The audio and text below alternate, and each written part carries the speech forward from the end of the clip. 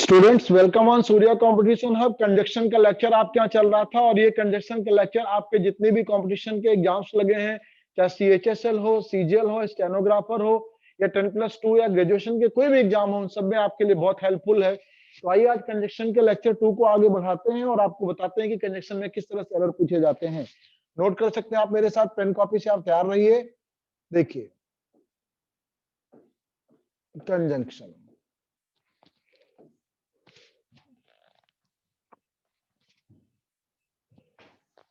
देखिए first tool आपके लिए है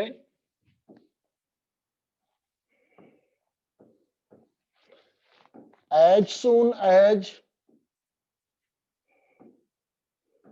if, when और किसी भी कंजक्शन से स्टार्ट होने वाले सेंटेंसेज में एक्सेट्रा से स्टार्ट होने वाले सेंटेंस में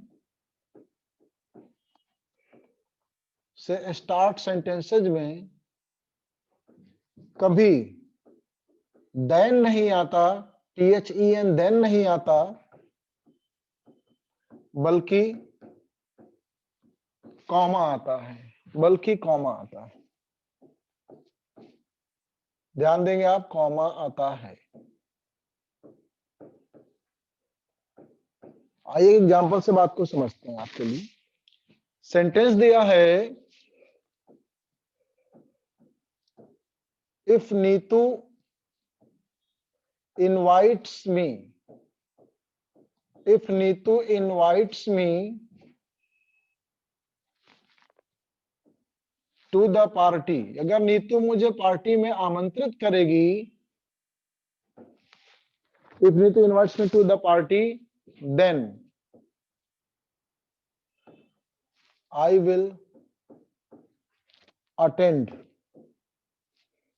it, मैं इसमें शामिल होऊंगा। स्टूडेंट देखिए, as soon as, when, if या किसी भी कंजक्शन से अगर कोई सेंटेंस स्टार्ट होता है, इसको ध्यान से देखिए। as soon as, when, if या किसी भी कंजक्शन से अगर कोई सेंटेंस स्टार्ट होता है तो इसके साथ कभी देन नहीं आता है, कॉमा आता है। यहाँ पे एरर है, इसको ध्यान देना है। दूसरी बात, अगर कॉमा भी नहीं दिया है, देन भी नहीं दिया है, सेंटेंस करेक्ट है, पंक्चुएशन का एरर नहीं पूछा जाता है। उम्मीद आपको समझ में आ गया होगा। आइए सेकेंड रूल देखते हैं, मेरे साथ बने रहिए, वीडियो को लाइक शेयर कमेंट करिए। आइए देखिए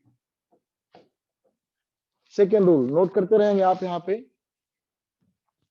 ऑल्दो, ये विरोध दिखाते हैं, इसका भाव है यद्यपि और दो, इसका मतलब भी यद्यपि होता है। ऑल्दो और दो के साथ कभी बट नहीं आता, के साथ बट नहीं आता, बल्कि बट नहीं, बल्कि कॉमा आता है, बल्कि यट अथवा कॉमा आता है, यट अथवा कॉमा आता है। इस बात को आप नोट करें, ऑल्दो और दो के साथ बट नहीं आता, बल्कि यट अथवा कॉमा आता है। एक सेंटेंस से इस बात को समझते हैं, देखिएगा। सेंटेंस दिया गया है, ऑल्दो शी इनवाइटेड मी, यद्यपि उसने मुझे आमंत्रित किया, but I didn't attend the party, लेकिन मैं पार्टी में शामिल नहीं हुआ। स्टूडेंट्स, आप कंजक्शन का एरर पढ़ रहे हैं। सेकेंड रूल आपके लिए बहुत आराम से बता रहा हूं। ऑल्दो शी इनवाइटेड मी, यद्यपि उस महिला ने मुझे आमंत्रित किया, लेकिन मैं उस पार्टी में शामिल नहीं हुआ। डियर स्टूडेंट, ऑल्दो और दो भी कंजक्शन है, आपके ध्यान दीजिएगा। सिंथेसिस कॉम्प्लेक्स सेंटेंस में शोइंग आपका एडवर्ब और एडवर्ब में कंट्रास्ट दिखाते हैं ये। Although she invited me, although और दो के साथ कभी बट नहीं आता, यट अथवा कॉमा आता है, कॉमा आता है। इस बात का ध्यान देंगे तो सेकेंड रूल आपके कंजक्शन का हो गया। ऑल्दो और दो से स्टार्ट होने वाले सेंटेंस में कभी भी स्टूडेंट, कभी भी वहां पे आपके लिए बट नहीं आएगा, यट या कॉमा आएगा। एक और बात ध्यान दीजिएगा, शी इनवाइटेड मी, इसका थर्ड रूल है, मैं इसी में आपको समझा देता हूं, आप नोट करते रहेंगे और ध्यान देंगे। यहाँ पे शी इनवाइटेड मी, उसने मुझे आमंत्रित किया, I didn't attend the party, मैं उस पार्टी में शामिल नहीं हुआ। अटेंड है ये, तो आपको आमंत्रित किया गया, आप पार्टी में शामिल नहीं हुए, विरोध कर दिया आपने, आप नहीं गए पार्टी में, इनवाइट करने का विरोध हो गया तो जिस सेंटेंस का विरोध होता है उसके पहले ऑल्दो या दो आते हैं, और जो विरोध करता है वह हिस्सा यट या कॉमा लेता है। इस बात का ध्यान देंगे। उम्मीद है कि आपको ये तीनों रूल्स बहुत आराम से समझ में आ रहे होंगे। मेरे साथ जुड़े रहिएगा, कमेंट करिए। और आपको बता दें कि पेड कोर्स के लिए भी कुछ बच्चों ने कल कॉल की थी मुझे, पर्सनली मेरे नंबर पे कॉल किया था, मुझसे पेड कोर्स की बात की थी। मैं आपको पेड कोर्स जूम पर दे सकता हूं, जूम के माध्यम से भी आपको वीडियोज मेरे मिलेंगे। लाइव क्लासेस जाएंगे, पेड कोर्स में लाइव क्लासेस होंगे, इसको भी ध्यान दें, रिकॉर्डेड वीडियो नहीं होंगे। पेड कोर्स मेरे किसी और चैनल पे जा रहा है, आप मुझसे बात करिए, पेड कोर्स के लिए पेमेंट करिए, फिर मैं उस चैनल पे आपको लेके आता हूँ और क्लासेज वहां चल रही हैं बहुत चीप रेट पे, बहुत कम आपसे मैं वहां चार्ज ले रहा हूँ, बहुत कम चार्ज ले रहा हूँ, इसका ध्यान दीजिए। चलिए देखिए, तो आप मुझसे कांटेक्ट करते रहिए मेरे नंबर पे, और ये मेरा नंबर है, मैं डेली आपको बता रहा हूँ। और यहाँ पे आपको जो है पेड कोर्स कितने में मैं आपको दे रहा हूँ वो सब आपको इन्फॉर्मेशन मिलेगी, क्या क्या कोर्स में प्रोवाइड कर रहा हूँ, क्या क्या दे रहा हूँ, वो सब कुछ आपको बताऊंगा। तो नेक्स्ट हम लेते हैं यहाँ पे अपना, और ये उम्मीद है कि आपने इसे नोट कर लिया होगा, स्क्रीनशॉट भी आप ले लीजिए। और नेक्स्ट रूल लेते हैं कंजक्शन का, देखिएगा। आइए देखते हैं नेक्स्ट रूल। डियर स्टूडेंट, यहाँ पे ध्यान देना है कि हमारे पास 3-4 ऐसे कंजक्शन है पेयर के रूप में जो कंफ्यूजन क्रिएट करते हैं, बिल्कुल देखने में एट फर्स्ट साइट सिमिलर लगते हैं, जो मैं आपके लिए बोर्ड पे लिख रहा हूं। सो के संग दैट, सो के संग आपका यहाँ पे एज भी एक कंजक्शन होता है, यहाँ पे आपके संग एज के संग एक कंजक्शन एज है, आप देख सकते हैं। और इसके अलावा आपके पास एक कंजक्शन सिमिलर इनके जैसा ही होता है, वो है सो दैट, दैट में ऑब्लिग अथवा माइट। ये बहुत पूछे जाते हैं, बहुत सिमिलर लगते हैं, कंफ्यूजिव हैं, कंफ्यूजन क्रिएट करते हैं। तो आइए इनसे रिलेटेड कैसे पूछते हैं हम लोग वो देखते हैं। स्टूडेंट, सो के संग दैट कब आता है, सो के संग एज कब आता है, आप नोट कर लीजिएगा प्लीज। मैं रूल लिख रहा हूं यहाँ पे, और ये कंजक्शन का मेरे ख्याल से 4th रूल होने जा रहा है। उम्मीद है कि आप नोट कर रहे होंगे, बहुत आराम से आपको पढ़ा रहा हूँ। और एटलीस्ट 50 to 60 या 100 क्वेश्चंस की प्रैक्टिस भी लेकर के आऊंगा। 100 क्वेश्चंस यूनिक होंगे, मोर देन 100 भी हो सकते हैं। तो कंजक्शन के पहले कॉन्सेप्ट क्लियर कर रहा हूँ। 25 से 30 रूल्स होंगे, उसके बाद हम लोग यहाँ पे कंजक्शन से रिलेटेड एरर्स भी सॉल्व करेंगे, कॉमन एरर के, इसलिए आप मेरे साथ बने रहें। तो अगला 4th रूल आपके लिए है, जब दिए गए सेंटेंस में, दिए गए किसी भी सेंटेंस में, जब किसी सेंटेंस में एक हिस्सा कारण हो, एक हिस्सा कारण हो, एक हिस्सा कारण तथा दूसरा परिणाम हो, तथा दूसरा परिणाम हो। एक सेंटेंस कारण हो, दूसरा परिणाम हो। डियर स्टूडेंट, बात को ध्यान दें, जब किसी सेंटेंस में एक सेंटेंस कारण हो, दूसरा परिणाम हो, तो उसमें कंजक्शन सो और ये बीच में ब्लैंक, फिर that, so dash dash that वाले कंजक्शन का हम प्रयोग करते हैं। इसकी हिंदी होती है इतना अधिक। इतना अधिक आप देख सकते हैं कि, इतना अधिक की। आइए एक सेंटेंस से इस बात को समझते हैं। आपके लिए सेंटेंस दिया गया है, the problem of farmers protest, किसानों के विरोध की समस्या। The problem of farmers protest is so complicated, किसानों के विरोध की समस्या इतनी जटिल है, इतनी कॉम्प्लिकेटेड, इतनी उलझी हुई है, दैट, मैं यहाँ पे आपको थोड़ा सा एरर देता हूं पहले, किस तरह से पूछ सकता है कंपटीशन में। So complicated as central government, as the central government, मैं सीजी लिखता हूं, सेंट्रल गवर्नमेंट, आप समझ जाएंगे, as the central government can not handle it, कि केंद्र सरकार इसको संभाल नहीं पा रही है। आपके कंपटीशन में यहाँ पे वो ऑब्लिक लगा करके इस तरह से आप लोगों से एरर पूछते हैं, और यहाँ दे देंगे नो एरर। आप अच्छे से जानते हैं कि जब आप लोगों से एक टॉपिक हम लोग पढ़ाते हैं क्लास में और उससे रिलेटेड क्वेश्चन देते हैं, तो आप बहुत आसानी से क्रैक कर ले जाते हैं। क्योंकि आपको पता है कि कंजक्शन में आपको पढ़ा रहा हूँ, कंजक्शन से रिलेटेड एरर यहाँ पर है, तो आप लोग इसको बहुत इजीली क्रैक कर देंगे। लेकिन जब आप कंपटीशन में जाएंगे, वहां पे मिसलेनियस आपको क्वेश्चंस मिलेंगे, वहां पे मिक्स्ड होंगे, वहां पे ग्रामर किसी भी टॉपिक से होंगे, तो आपको बड़ी प्रॉब्लम होगी। इसलिए बहुत ध्यान से और सीरियसली इसको पढ़िए। देखिए यहाँ पे मैंने सो के साथ कंजक्शन एज लगा रखा है, और डियर स्टूडेंट सो के साथ एज ए कंजक्शन होता भी है, आपके बोर्ड पे डिस्प्ले हो रहा है। तो इस पॉइंट ऑफ व्यू से कोई स्टूडेंट कह सकते हैं कि सर सेंटेंस तो करेक्ट है, लेकिन ऐसा नहीं है। समझने की कोशिश करते हैं। The problem of farmers protest, किसानों के विरोध की समस्या इतनी जटिल है कि केंद्र सरकार इसको हैंडल नहीं कर पा रही है। बात को समझना है। आपने शोकेशन दैट लगाया है। आइए, किसानों के विरोध की समस्या बहुत जटिल है, कठिन है, ये कारण है, और सरकार इसको संभाल नहीं पा रही है, ये परिणाम है। डियर स्टूडेंट, यहाँ पर कारण और परिणाम है। समस्या बड़ी जटिल है, गवर्नमेंट उसको कंट्रोल नहीं कर पा रही है, हैंडल नहीं कर पा रही है। कारण है कठिन है, गवर्नमेंट नहीं संभाल पाई, परिणाम है। जब कारण परिणाम होता है तो सो के साथ कंजक्शन दैट लगाते हैं। बी पार्ट में एरर होगा इसके, और इस तरह से आपको क्वेश्चन समझ में आ गया होगा कि सो के संग दैट कब आता है। चलिए हम लोग नेक्स्ट रूल लेते हैं अपना। रूल 5 हमारा यहाँ पे आ गया बोर्ड पे, और उम्मीद है कि आप बहुत आराम से देख रहे होंगे और आपको समझ में भी आ रहा होगा ये। तो चलिए देखते हैं।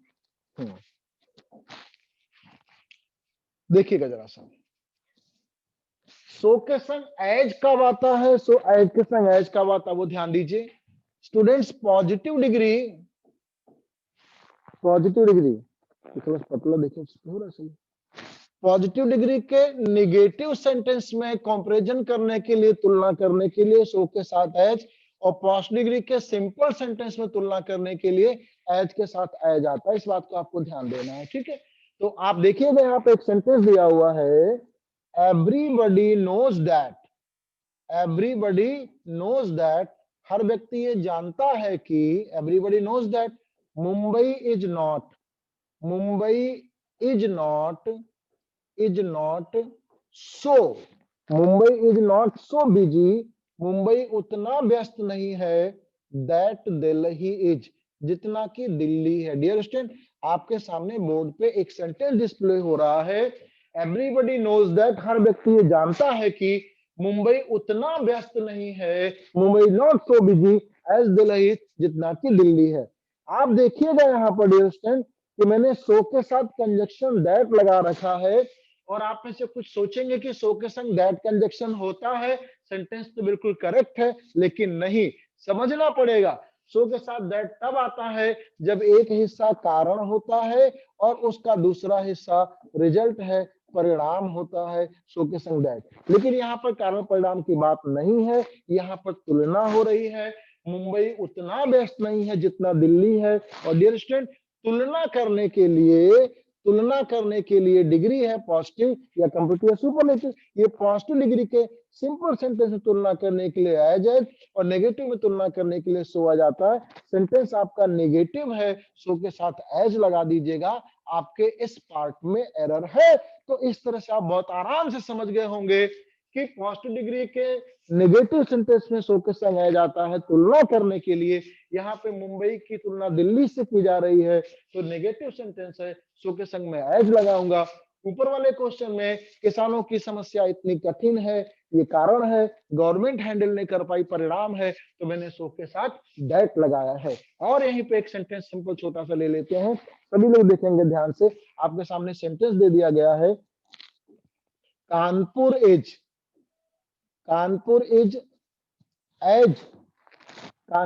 एज बिजी, कानपुर उतना व्यस्त है एज लखनऊ। डियर स्टूडेंट, मुझे अपना सेंटेंस समझाना था आपको।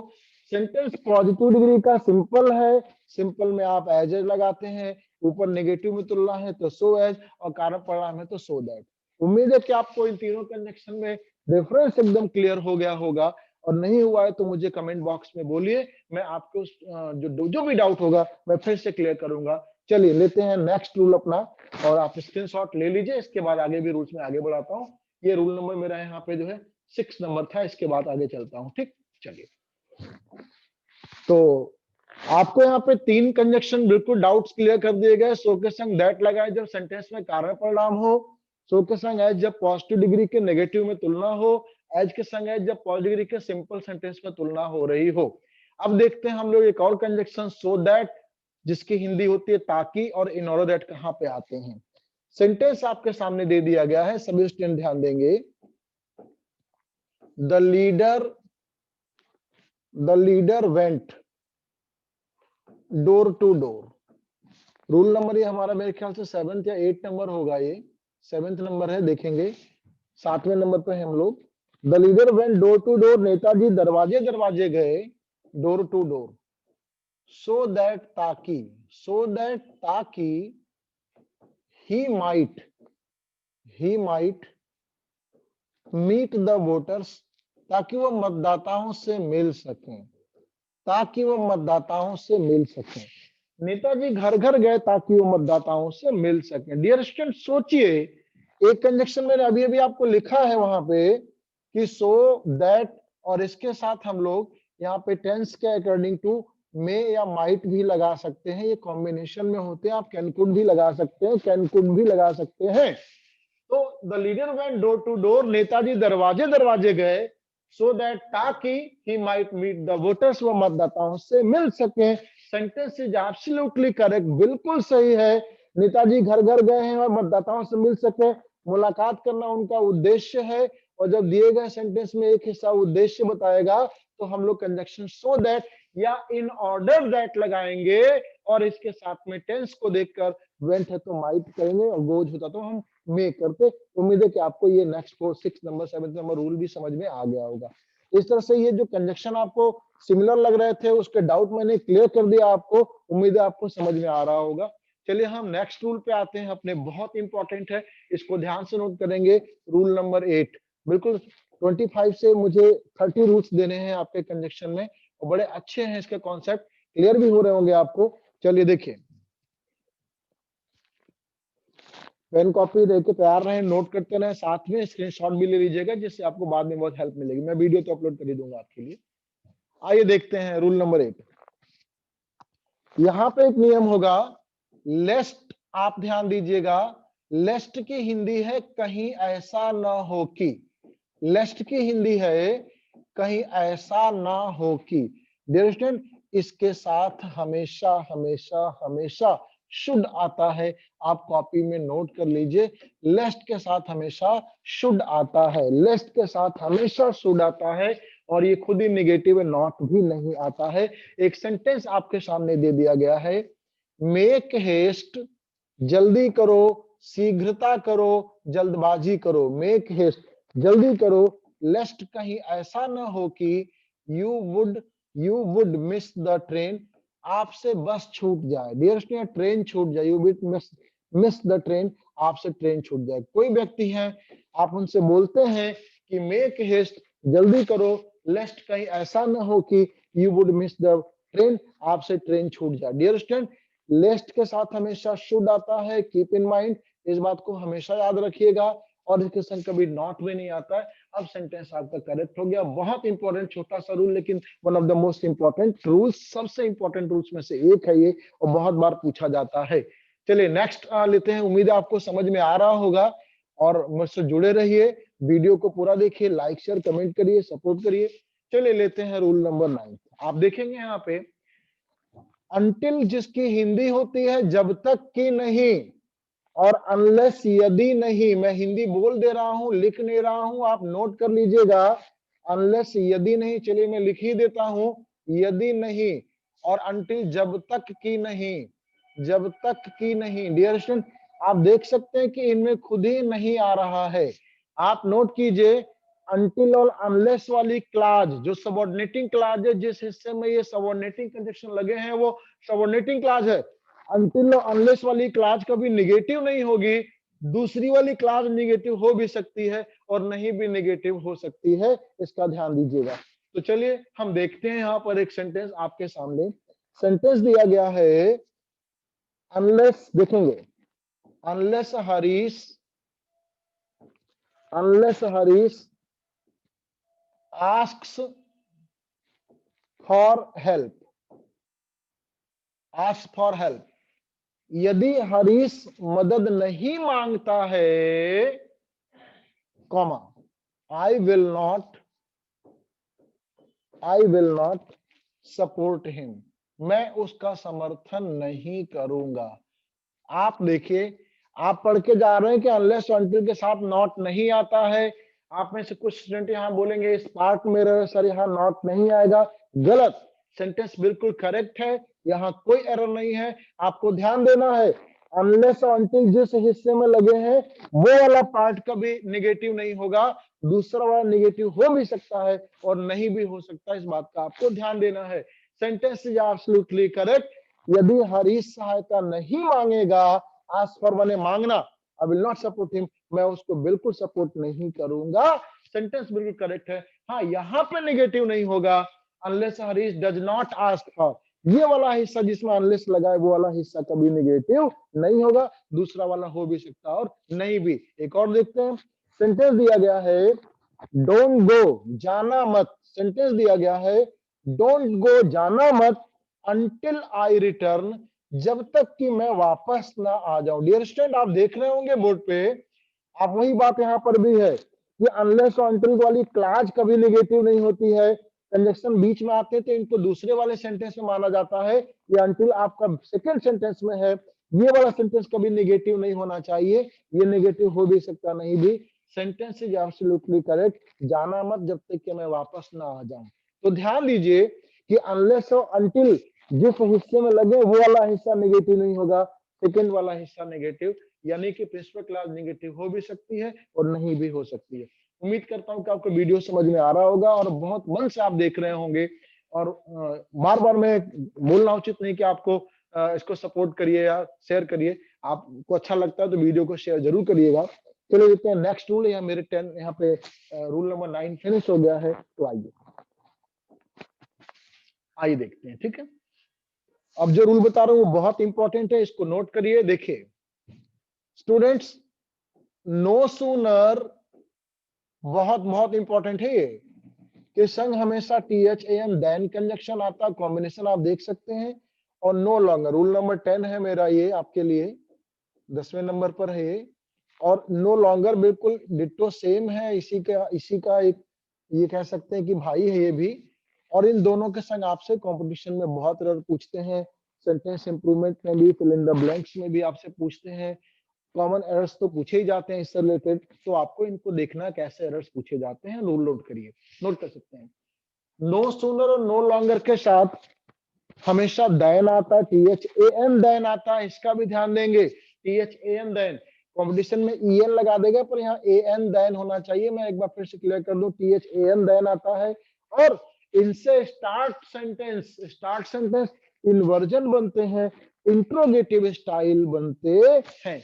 इनके साथ मैं लिख भी दे रहा हूं कि नो सुनो नो लॉन्गर हमेशा देन लेते हैं, और इनसे start sentence,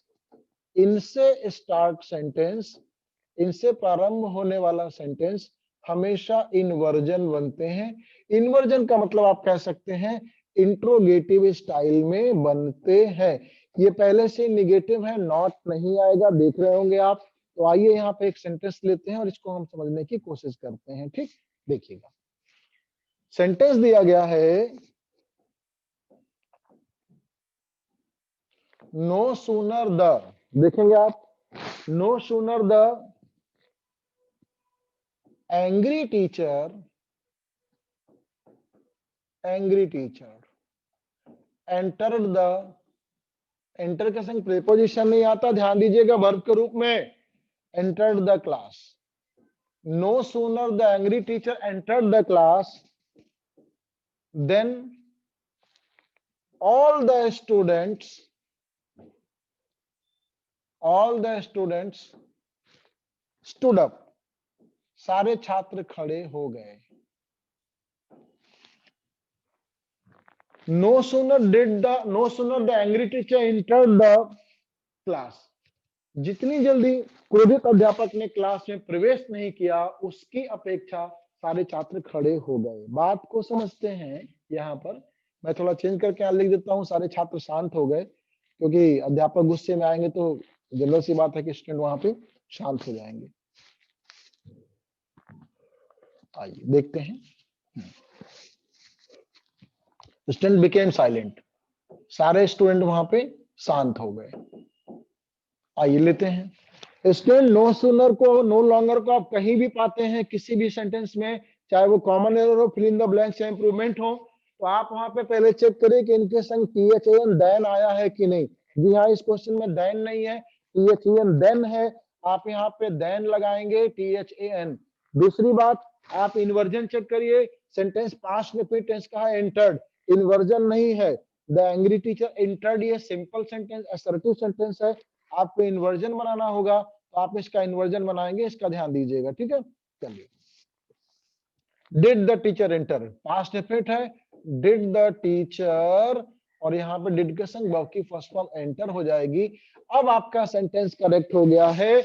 no sooner did the teacher enter the class then all the students became silent. Check कर लीजिएगा, नो सूनर से स्टार्ट सेंटेंस, इन्वर्जन बना होना चाहिए, THAN देन आना चाहिए, वहां पे THEN देन या व्हेन लगा के एरर पूछ लेते हैं, इसको भी ध्यान दीजिए। कभी कभी टेंस का भी एरर पूछ लेते हैं हम लोग, इतने जो है कभी कभी कॉन्फिडेंट हो जाते हैं कि नहीं कंजक्शन तो बिल्कुल सही लगा, नो सुनर के संग देन भी लगा, इन्वर्जन भी, लेकिन यहाँ पे कभी कभी बिकेम की जगह बिकम कर देगा, टेंस का भी एरर दे सकता है, इसका भी आप ध्यान देंगे। चलिए, नो लॉन्गर भी सेम डिट्टो चलेगा। एक और बात ध्यान देनी है, नो सूनर से सेंटेंस स्टार्ट हो तो इन्वर्जन दीजिए, लेकिन अगर ये नो सूनर कहीं सब्जेक्ट एंग्री टीचर के बाद लिखा होता तो इन्वर्जन नहीं बनेगा, इसका भी आपको ध्यान देना है। उम्मीद आपको समझ में आ गया होगा। चलिए लेते हैं नेक्स्ट रूल हमारा, या रूल नंबर 11। याद रखिए, ये कॉन्सेप्ट है जो आपके लिए बहुत जरूरी है, कॉन्सेप्ट क्लियर है तो फिर क्वेश्चन आपको आसानी से आ जाएंगे। 11th क्वेश्चन को देखिएगा, हार्डली और स्कार्सली, मुझे पता आप में से सभी को, काफी स्टूडेंट्स को ये पता होगा, हार्डली और स्कार्सली ये दोनों बिल्कुल आपके नो सुनो नो लॉन्गर की तरह हैं, कॉम्बिनेशन में है ये अपने साथ हमेशा व्हेन लेते हैं।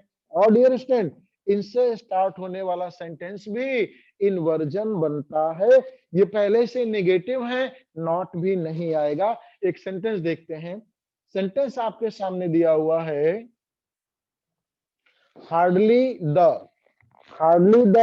Guard, hardly the guard whistled, मुश्किल से ट्रेन के गार्ड ने अभी सीटी बजाया था, देन द ट्रेन स्टार्टेड, त्यों ही ट्रेन हमारी चल दी। बात को समझते हैं आप यहाँ पे, जब कभी भी आपको हार्डली स्कार्सली कहीं मिल जाते हैं तो आप सबसे पहले इनके संग इनका कॉम्बिनेशन व्हेन चेक करिए। देखिए, इस हार्डली स्कार्सली के साथ व्हेन आना चाहिए, तो मेरे इस क्वेश्चन में इस हार्डली के साथ व्हेन नहीं देन लगा हुआ, जो कि गलत है। आप यहाँ पे व्हेन करें, व्हेन कर दीजिए। दूसरी बात ध्यान दीजिएगा, इनसे स्टार्ट सेंटेंस हमें इन्वर्जन बनाना है, तो यहाँ पे पास्ट इंडेफिनिट विशेष डिड द गार्ड विशल होना चाहिए, इसको भी आप चेक कर लीजिएगा, डिड द गार्ड विशल।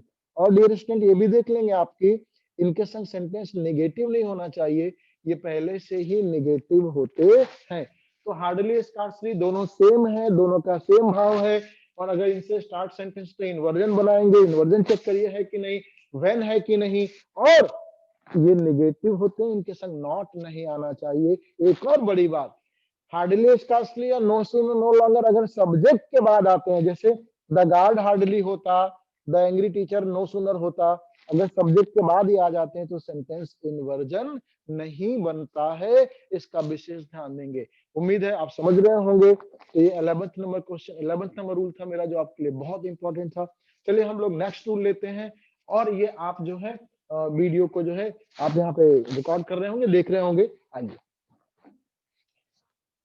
तो नेक्स्ट रूल आपके लिए है, बहुत इंपॉर्टेंट है, आप नोट कर सकते हैं, रूल नंबर 12। देखिए,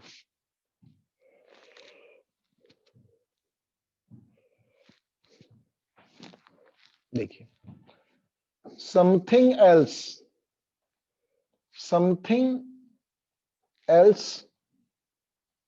anything else, something else, anything else, nothing else. Writing को मत माइंड करिएगा, डिजिटल बोर्ड पे राइटिंग थोड़ी आपकी ब्लर हो सकती है। नथिंग एल्स या एल्स,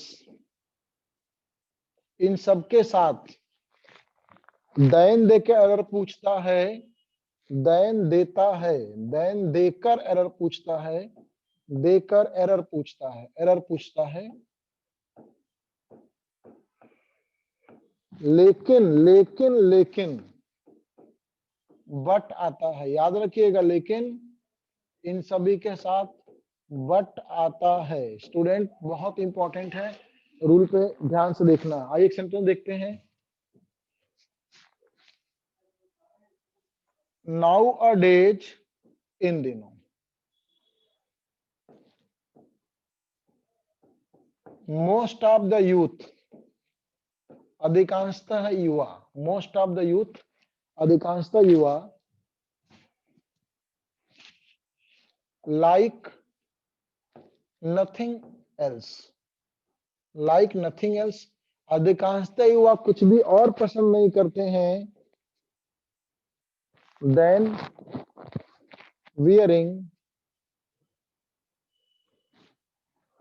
वियरिंग जीन्स, जीन्स पहनने की अपेक्षा। नाउ डेज, इन दिनों, अधिकांशतः युवा, लाइक माने पसंद करते हैं, कुछ भी और नहीं, जीन्स पहनने की अपेक्षा। प्लीज ध्यान दीजिए।